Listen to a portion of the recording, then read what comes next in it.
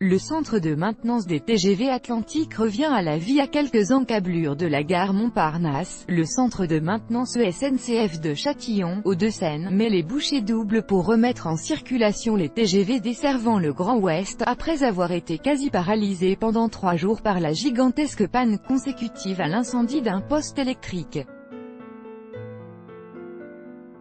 Là, on n'avait plus rien. On ne pouvait plus commander les aiguilles, raconte à l'AFP Michel Leclinch, le directeur adjoint du site, en montrant un grand tableau lumineux qui représente l'impressionnant faisceau des voies.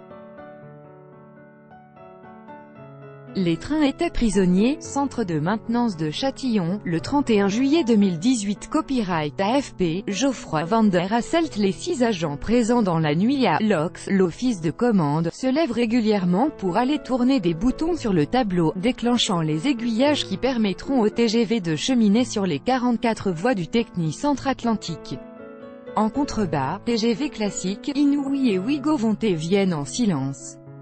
Depuis les voies dédiées au contrôle des rames, obligatoires tous les 7500 km, c'est-à-dire tous les 2 à 3 jours, la perspective sur la tour Eiffel illuminée est superbe.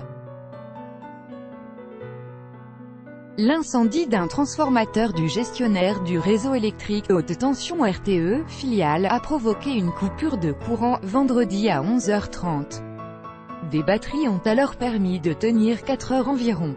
Des groupes électrogènes commandés en catastrophe n'étant arrivés qu'en fin d'après-midi, on a eu un blackout de 2 heures, se désole encore le responsable.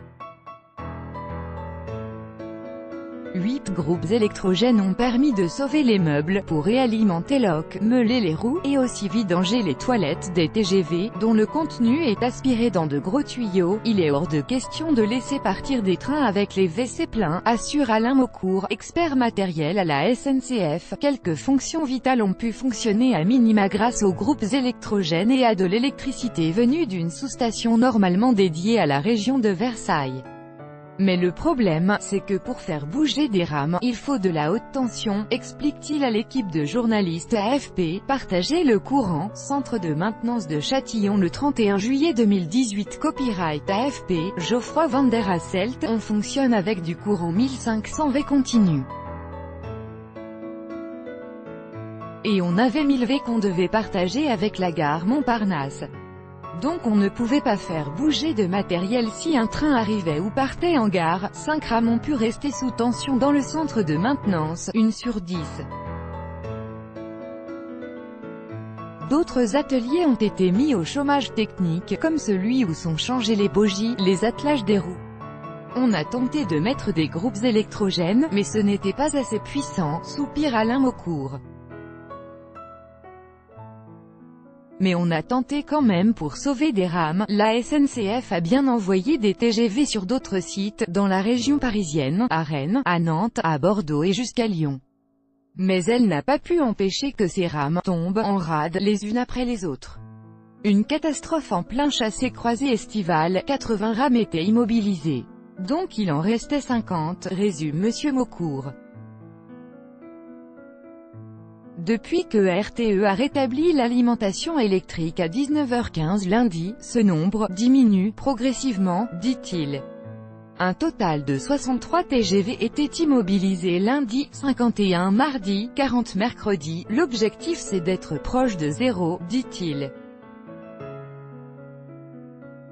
Les gens sont tous mobilisés, et sensibilisés aussi, pour mettre en service le plus de rames possible avant ce week-end de grand départ, en toute sécurité et en assurant le confort exigé par la clientèle, même si quelques lumières clignotent anormalement au cœur de la nuit où s'active une centaine de personnes. La coupure d'électricité n'a semble-t-il pas fait de dégâts dans le technocentre, selon Michel Leclinch. J'ai mis des équipes pour vérifier tous les équipements, y compris les machines à laver, les trains, décrit-il. Le nettoyage des nez des TGV, au moins, n'a pas trop souffert de l'absence d'électricité, poursuit-il, il se fait à la main. Reste une inquiétude, et la connexion mise en place par RTE est provisoire. On n'a qu'un canal d'alimentation au lieu de 3, relève Alain Maucourt.